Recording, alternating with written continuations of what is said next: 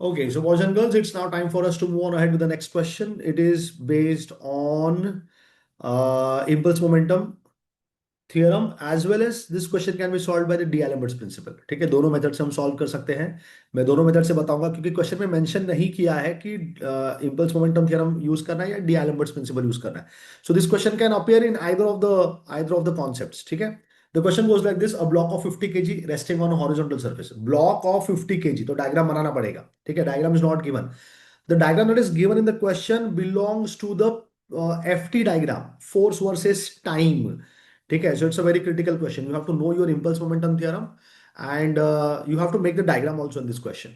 So a block of 50 kg resting on a horizontal surface is acted upon by a horizontal force P which varies as shown in the figure. तो ये जो diagram दिया है, ये जो graph दिया है वो P वर्सेस T का दिया हुआ है. If the coefficient of friction between the block and the surface is 0.2, so mu k mu s जो भी बोलो तुम यहाँ पे, तो सिर्फ म्यू बोला है तो ये म्यू के ही है क्योंकि बॉडी मोशन में है. फाइंड द वेलोसिटी, यहीं से पता चलता है बॉडी मोशन में है. Find the velocity of the block at t equal to 5 seconds, t equal to 10 seconds and also determine the time when the block will come to rest. ठीक है, at the beginning when the body is going to start its motion, time t equal to 0, velocity is going to be 0. So सबसे पहला तो तुमको impulse momentum theorem क्या है मालूम होना चाहिए, उसके बाद हम इस क्वेश्चन को सॉल्व कर सकते हैं. तो बहुत सिंपल सा लॉजिक होता है. कोई बॉडी दिया हुआ है, हॉरिजॉन्टल या वर्टिकल मोशन में ट्रैवल कर सकता है. तो the impulsive force acting on the body, so impulsive force, large amount of force acting for a very short interval of time. ठीक है, large amount of force acting for a very short interval of time is called as a impulsive force.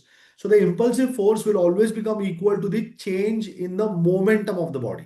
Momentum का formula mass into velocity. So change in momentum, mass into velocity final वाला minus mass into velocity initial वाला. Simple.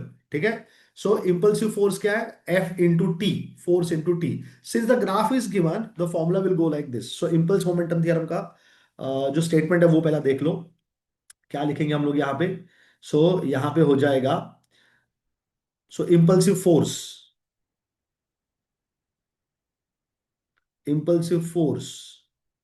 is equal to the change in momentum. ठीक है. सो यहां पे क्या है ना, ब्लॉक है, डायग्राम बना देता हूं मैं तुरंत जल्दी से. एक एक ब्लॉक है मेरे पास. ठीक है, ब्लॉक का मास कितना दिया हुआ है? 50 kg. ब्लॉक का मास 50 kg दिया हुआ है. This is 50 kg. ठीक है, it is resting on a surface, horizontal surface. It is acted upon by a horizontal force P. Horizontal force P. तो ये मैंने P बना दिया यहाँ पे. ठीक है, P वेरी हो रहा है. तो 0 to 5 seconds के लिए P का वैल्यू कुछ अलग है, 5 to 10 seconds के लिए कुछ अलग है क्योंकि वो लीनियरली डिक्रीज हो रहा है वहां पे, तो वो ध्यान से देखना पड़ेगा. ठीक है, फॉर्मूला भी बताऊंगा मैं. Mu is given 0.2. Since the block is kept on a surface, the surface will support the block. तो एक सपोर्ट रिएक्शन आ जाएगा. तो जल्दी से हम लोग एक सपोर्ट रिएक्शन बना देंगे. ठीक है, एक सपोर्ट रिएक्शन आएगा ये ऐसे. ठीक है, वेट ऑफ द ब्लॉक है will be always acting in the vertically downward direction. Weight और मास अलग अलग है. ठीक है, मैंने जो लिखा हुआ है वो मास था, अब मैं वेट बनाने वाला हूं. So that's a weight. ठीक है, weight force. So weight is going to be 50 into 9.81. So that comes out to be, let me quickly get it, 50 into 9.81 कितना आ रहा है? 15 to 9.81. That's for 490.5. 490.5 न्यूटन्स. ठीक है, और ये जो था हमारा ये नॉर्मल रिएक्शन है, एन आर नॉर्मल रिएक्शन, इसको मैं एन बोल देता हूं. Since the block is kept on horizontal surface, there would be friction. तो देखो ब्लॉक को तुम क्या करो, तुम राइट में खींच लो उसको. राइट में खींचने की वजह से क्या हो जाएगा? Frictional force opposite direction, left में फ्रिक्शनल फोर्स लगाना पड़ेगा. तो फ्रिक्शनल फोर्स लेफ्ट में आ जाएगा इस तरह से ऐसे. ठीक है, so frictional force F, it is given by what? It is given by mu into N. Mu into N. Mu का वैल्यू कितना है मेरे पास? म्यू का वैल्यू शायद से 0.2. Sorry. So it's 0.2 times of N. ठीक है, सो पहला हम सॉल्व करेंगे. तो ये मेरा एफबीडी बन गया. This is my free body diagram for the diagram that is been given to me. ठीक है, so diagram given in the sense हमको बनाना पड़ा डायग्राम. सो अब पहले तो काम करेंगे 0 से लेके 5 सेकंड्स के लिए, फिर 5 से लेके 10 तक, क्योंकि दोनों ही केस में amount of force that is applied on the body is different. So for T lying between 0 to 5 seconds, ठीक है. सो इम्पल्सिव फोर्स जैसे मैंने बताया, इम्पल्सिव फोर्स क्या होता है, so it is F × T is equal to mv2 minus mv1. ये मेरा फॉर्मूला है for impulse momentum theorem. So impulsive force का एक दूसरा फॉर्मूला है, जब F वर्सेस T का ग्राफ दिया रहेगा, जब F वर्सेस T का ग्राफ दिया रहेगा तो यही फॉर्मूला बन जाता है area under the curve, or I should better write area under the FT curve is equal to change in momentum. ठीक है. Area under the FT curve it is equal to change in the momentum. तो देखो यहाँ पे ना vertical direction में कोई motion नहीं है, वर्टिकल डायरेक्शन में कोई मोशन नहीं है, तो वहां पे जो चेंज इन मोमेंटम रहेगा वो जीरो रहेगा. चेंज इन मोमेंटम जो रहेगा वो जीरो रहेगा. ठीक है. अब area under the curve FT curve जो फॉर्मूला है वो हम यहाँ पे यूज कर सकते हैं, लेकिन आसान तरीका क्या होगा, simply summation of Fy is equal to zero लगा दो, क्योंकि वर्टिकल डायरेक्शन में मोशन ही नहीं है, तो वहां पे ये सारा कुछ डिस्कस करने का जरूरत नहीं है. So summation of Fy is equal to, अगर मैंने जीरो कर दिया, ठीक है, अगर I am telling you momentum का भी लॉजिक लगा के यही आंसर आने वाला है. ठीक है. सो आई विल बी गेटिंग जो 490.5 है जो डाउनवर्ड है, और एन अपवर्ड डायरेक्शन में जा रहा है, बस यही दो फोर्स है और कोई तीसरा फोर्स नहीं है. तो यहाँ पे N upwards minus 490.5 downwards equal to zero, तो एन का वैल्यू आ जाएगा 490.5 न्यूटन्स. ठीक है. तो एन पता चल गया तो तुरंत हम एफ निकाल सकते हैं, तो ये हो जाएगा 0.2 times of 490.5. That should give me how much, so ये तुम्हारा फ्रिक्शनल फोर्स है. ठीक है. So 0.2 multiplied with the answer that I have got 98.1 newton. So this is 98.1 newton. ठीक है. तो मिल गया मुझे फ्रिक्शनल फोर्स. तो अब यही FBD, यही फ्री बॉडी डायग्राम रहेगा सेकंड केस के लिए भी, जब मैं 5 से 10 सेकंड्स के लिए बात करूंगा. ठीक है. तो सेम FBD बनने वाला है, सिर्फ पी का वैल्यू चेंज हो जाएगा उस वक्त. तो अभी जो पहला केस है वहां पे पी का वैल्यू क्या है, so area under the curve. So boys and girls, area under the curve मतलब मैं इसके बारे में बात कर रहा हूं, this area I am talking about. ठीक है. This area I am talking about, that's one force that is acting, that is P. ठीक है. एक और फोर्स एक्ट कर रहा है हॉरिजॉन्टल डायरेक्शन में, वो है फ्रिक्शनल फोर्स. तो दोनों को लेना पड़ेगा. ठीक है. सो दोनों को लेना पड़ेगा, यहाँ पे फ्रिक्शनल फोर्स को भी लेना पड़ेगा, और जो पी फोर्स ऐड कर रहा है वो भी लेना पड़ेगा. तो पी फोर्स कितना ऐड कर रहा है, एरिया अंडर द कर्व है. सो लेंथ इंटू ब्रेथ कर दो, क्योंकि रेक्टेंगल है, सो 250 × 5 हो जाएगा. 250 × 5 हो जाएगा. सो इम्पल्सिव फोर्स इज 250 250 × 5. तो राइट डायरेक्शन में जा रहा है ये, तो पॉजिटिव रहेगा, और जो लेफ्ट डायरेक्शन में जा रहा है तुम्हारा फोर्स. ठीक है. और ये भी देख लो कि जो डायग्राम दिया है FT कर्व, उसमें T एक्सिस के ऊपर दिया हुआ है, तो फोर्स पॉजिटिव रहेगा. और जहां पे तुम देख रहे हो कि ऑपोजिट डायरेक्शन में जा रहा है, जो फ्रिक्शनल फोर्स है जो हमेशा ऑपोज करता है मोशन को, तो वो माइनस ऑफ 98.1 इंटू 5. तो ये जो 5 है ये टाइम है वहां का. ठीक है. टाइम जो टाइम के लिए फोर्स अप्लाई किया हुआ है, that that time is given out there. ठीक है. इंटू 5.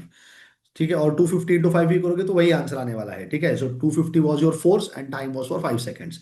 ठीक है. तो ये हो गया F × T का value. This must be equal to change in the momentum. So mass into velocity at 5 seconds minus mass into velocity at 0 seconds. ठीक है. 0 to 5 ले रहा हूं मैं. तो velocity at 0 seconds, velocity at 0 seconds is zero only, तो ये term निकल जाएगा. और 5 सेकेंड्स का वेलोसिटी मुझे निकालना है, तो यहां से V5 मिल जाएगा. velocity at t is equal to 5. So better I'll write that way. Velocity at t is equal to 5. It is going to be this 250 into 5 minus 98.1 into 5 divided by mass कितना है block का, block का मास है 50 kg, isn't it? So whatever my answer is, that's 250 into 5 minus 98.1 into 5. जो भी answer मिला है इसको डिवाइड बाय क्या कर देंगे, डिवाइड बाय 50 कर देंगे. सो आंसर आया 15.19 metre per second. Boys and girls, the answer has come 15.19 metre per second. So ये वेलोसिटी कब है, at the end of 5 seconds, when the force applied was 250 newtons. ठीक है। अब जो दूसरा डिस्कशन चालू होगा मेरा, तो जैसे ही 5 सेकंड पे पहुंच गया है, बॉडी का वेलोसिटी कितना है, ब्लॉक का वेलोसिटी कितना है, 15.19 सेकंड। अब 5 से 10 सेकंड पे कितना है वो मुझे फाइंड करना है। तो एफबीडी सेम रहेगा, पी चेंज हो जाएगा, ठीक है। ये जो तुम्हारा पी है, ये जो हमारा पी दिया हुआ है यहाँ पे, ये चेंज हो जाएगा। This will change now, it will change to what, it will change to this area, ठीक है। ये वाला एरिया, ये वाला एरिया लेंगे, और ऑफ कोर्स फ्रिक्शनल फोर्स अभी भी काम कर ही रहा है वहां पे। अब ये एरिया क्या बन जाएगा, ये तो ट्राइंगल का एरिया बन जाएगा। It's nothing but what, it's a triangle, right. So this is a triangle, and I know that the area of the triangle is given by what, half base into height. Base कितना है, 5 second का है, 5 to 10, 5 second का है, और height कितना है, 250 Newton का है। तो for P from 5 to 10 seconds, ठीक है। अब इसमें वापस से एन निकालने का जरूरत नहीं है, वर्टिकल डायरेक्शन में कोई मोशन नहीं हो रहा है, तो बाकी जो पार्ट मैंने किया था एन निकालने वाला, ये वाला पार्ट, ये वाला पार्ट सेम रहेगा, ठीक है। इसमें कोई भी डिफरेंस नहीं रहेगा, ये सेम रहेगा। तो अब फाइंड करेंगे फ्रॉम 5 to 10 सेकेंड्स के लिए। तो वही लॉजिक रहेगा, इंपल्सिव फोर्स रहेगा हमारा, ठीक है। लेफ्ट हैंड साइड में इंपल्सिव फोर्स रहेगा, राइट हैंड साइड में चेंज इन मोमेंटम रहेगा। Now try and understand, change in momentum मतलब velocity at 10 seconds and velocity at 5 seconds. मुझे पता है वेलोसिटी 5 सेकेंड्स कितना है, तो फॉर्मूला के हिसाब से लेफ्ट हैंड साइड में मोमेंटम लिखना है मुझको। तो मोमेंटम क्या है, हाफ बेस इनटू हाइट, और वो पॉजिटिव क्यों क्यों है पता है ना, टी एक्सिस के ऊपर है, ठीक है, और बॉडी पुल हो रहा है, फोर्स भी पुल कर रहा है। तो हाफ बेस कितना है उसका, बेस है 5, 10 - 5, and height is 250। So that's 250 into 10 - 5 minus जो फ्रिक्शनल फोर्स है, ठीक है। अब देखो मैंने यहाँ पे टाइम के साथ मल्टीप्लाई कर दिया है, तो और वापस 5 के साथ मल्टीप्लाई मत कर देना, ठीक है। माइनस जो हमारा 98.19 न्यूटन है, इसको तो मल्टीप्लाई करना पड़ेगा 5 सेकंड के साथ, क्योंकि फोर्स 98.19 न्यूटन है, और इंपल्शन मतलब क्या होता है, एफ इंटू टी होता है, ठीक है। The amount of force that is applied multiplied with the time for which it is applied, तो एफ इंटू टी यहाँ पे करना जरूरी है।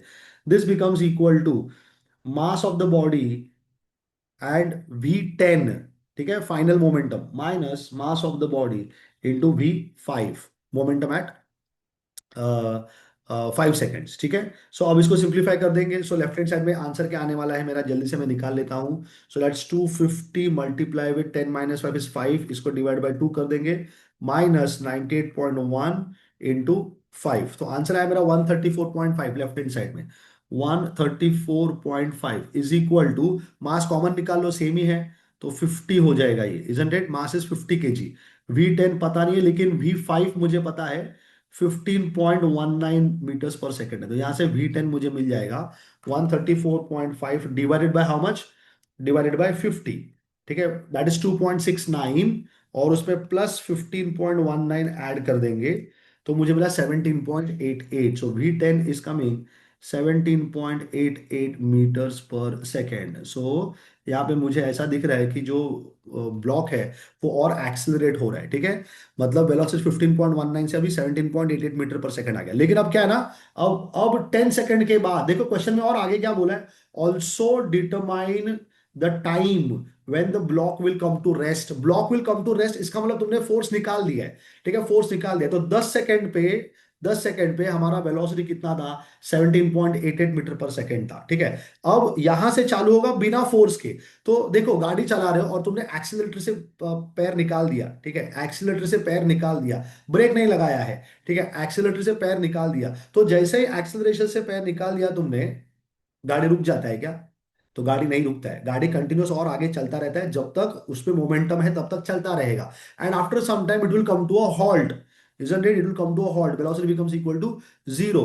अब मुझे पता नहीं कि वो टाइम फ्रेम कितना है, तो सेम लॉजिक वापस लगाऊंगा मैं, इंपल्स मोमेंटम थ्योरम में लगाऊंगा। इस बार पी का वैल्यू कंप्लीटली जीरो कर देंगे, पी है ही नहीं वहां पे, कोई पी नहीं है, सिर्फ फ्रिक्शनल फोर्स काम कर रहा है उस बॉडी को रोकने के लिए, ठीक है। सो फ्रिक्शनल फोर्स कितना है, -98.1 न्यूटन इंटू 5 हो जाएगा, isn't it? So now for t greater than or equal to 10 seconds, ठीक है, सेम इंपल्स मोमेंटम लॉजिक लगने वाला है यहाँ पे, लेकिन इस बार सिर्फ -98.1 इंटू इंटू